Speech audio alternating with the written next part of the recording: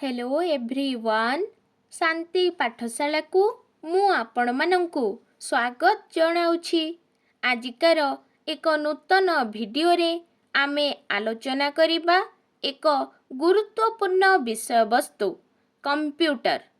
भिडियोटी को आरंभ करिबा पूर्वरु चैनल को सब्सक्राइब करिनियंतु एवं पाखरे थिबा बेल आइकन टी को मध्य प्रेस करिदियंतु।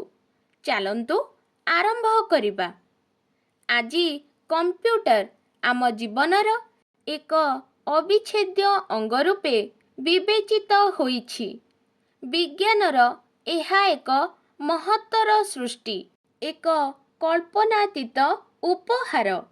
कंप्यूटर माध्यमरे संवाद पत्रर तथ्य संग्रह करा जाई पारुछि। इंजीनियर माने एहा साहाय्यरे गृह नक्शा तैयारी करुछंती। टेलीफोन बिल, विद्युत शुल्क रसीद, कंपनी, सरकारी कार्यालय, बैंक आदि स्तर रे मध्य कंप्यूटर व्यापक प्रचलन आमे लक्ष्य करुअछु। एहार स्वरूप ओ कार्यकलाप संपर्क रे आजिकाली स्कूल ओ कॉलेज मानंकरे मध्य शिक्षादान करा गलाणी।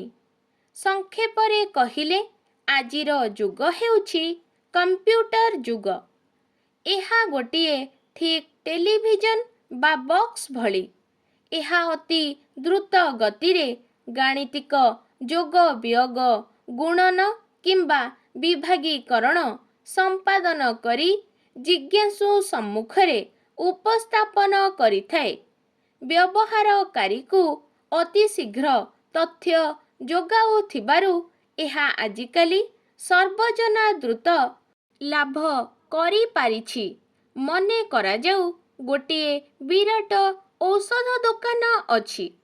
प्रतिदिन ସେହି दुकान को हजार हजार टंका औषध क्रय होई आसे ओ हजार हजार टंकार औषध बिक्री मध्य हुए। तेबे दुकान रे केते टंकार जिनिस प्रति मुहूर्तरे परिपूर्ण थाए ताहा जानिबाकू इच्छा करी जदि कंप्यूटर को एही तथ्य जोगाई दिया जाए तेबे अविलंबे से तार फलाफल प्रकाश करिब। गणना व्यतीत अन्यान्य भल मंद, भविष्यत सतर्क, पाणीपागर सूचना, प्राकृतिक विपर्ययर पूर्व सूचना आदि मध्य कंप्यूटर देखाई थाए। मुख्यतः दुई प्रकार कंप्यूटर देखिबाको मिले। गोटिए एनालॉग कंप्यूटर एवं अन्यटी डिजिटल कंप्यूटर। कौनसी समस्या, शरीरर असुस्थ संपर्कीय विवरणी आदि प्रथम प्रकार कंप्यूटर रे निर्धारित हुए। मात्र द्वितीय प्रकार कंप्यूटर रे केवल अंक संबंधी विवरणी ही प्राप्त होइथाए। एनालॉग कंप्यूटर गुड़िक वैज्ञानिक इंजीनियर मानंक व्यवहार रे आसी थाए। समाज ओ देशर प्रगतिमूलक कार्य रे एगुड़िकर भूमिका अत्यंत गुरुत्वपूर्ण।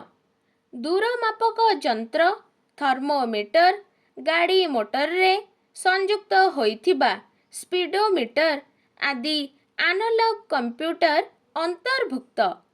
एहा सृष्टिर एक सुंदरतम सर्जना। मनिषर प्रतिभाशाली मस्तिष्करु एहार उत्पत्ति। प्राचीन कालरे टंका पैसार गणना पाई मनिष तार बहु समय अपचय करुथिला। तथापि ताहा निर्भुल गणना बोली विश्वास सृष्टि हेउ नथिला। किंतु कंप्यूटर ताहा स्वल्प समय मध्यरे अचिरे संपादन करि पारुछि। कौनसी व्यक्ति असुस्थ होई पड़िले तार रोग निदान निमित्त विशेषज्ञ माने बहुदिन धरी परीक्षा रे प्रवृत्त रहुछंती। तथापि सठिक निदान पाखरे सेमाने पहुंची पारु नाहांती। कंप्यूटर किंतु एही समस्या को ସମାଧାନ କରି ଦେଇପାରୁଛି। କମ୍ପ୍ୟୁଟର ମାଧ୍ୟମରେ ପାଣିପାଗର ପୂର୍ବାଭାସର ସୂଚନା ମିଳିପାରୁଛି।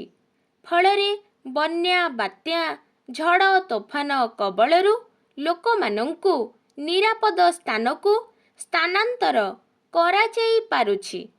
ସେହିପରି ବିମାନ ଯାତ୍ରା, ଜଳପଥରେ ଜାହାଜ ଯାତ୍ରା ଆଦି ସମୟରେ ଝଡ଼ର ଆଶଙ୍କା କଥା ମଧ୍ୟ ଅଚିରେ କମ୍ପ୍ୟୁଟର ମାଧ୍ୟମରେ ଜ୍ଞାତସାର ହେଉଛି। ଡାକ୍ତରମାନେ କମ୍ପ୍ୟୁଟରର ଉପଯୋଗିତାକୁ ଆଦୌ ଭୁଲିପାରିବେ ନାହିଁ।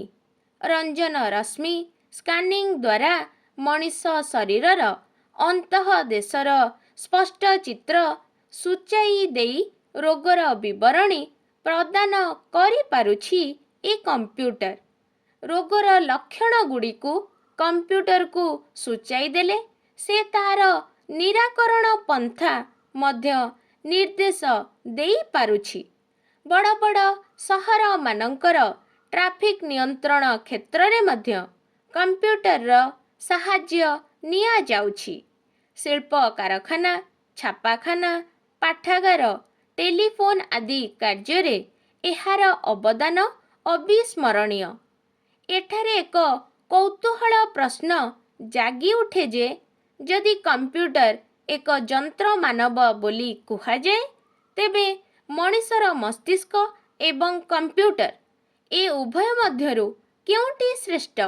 ଏହା ନିଃସନ୍ଦେହ ଯେ ମାନବ ମସ୍ତିଷ୍କ ଶ୍ରେଷ୍ଠ। କାରଣ ମଣିଷ ତା'ର ବୁଦ୍ଧି ଓ କୌଶଳ ପ୍ରୟୋଗ କରି କମ୍ପ୍ୟୁଟରକୁ ସୃଷ୍ଟି କରିଛି।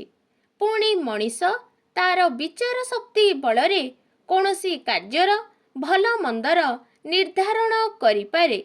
ନିଜର ବ୍ୟାପକ ଅନୁଭୂତି ଦ୍ୱାରା ପ୍ରକାଶ କରିପାରେ, ଯାହା କମ୍ପ୍ୟୁଟର ଠାରୁ ଆଶା କରାଯାଇ ପାରିବ ନାହିଁ। କମ୍ପ୍ୟୁଟର ମଣିଷ ପରି ନିଜେ କିଛି କରିପାରେ ନାହିଁ। ତାକୁ ସକଳ ସୂଚନା ଯୋଗାଇ ଦେଲେ ତା'ର ପରିଣତି ସମ୍ପର୍କରେ ସେ ଆଭାସ ପ୍ରଦାନ କରେ। ତଥାପି କମ୍ପ୍ୟୁଟରର ସ୍ମରଣ ଶକ୍ତି ଅସୀମ।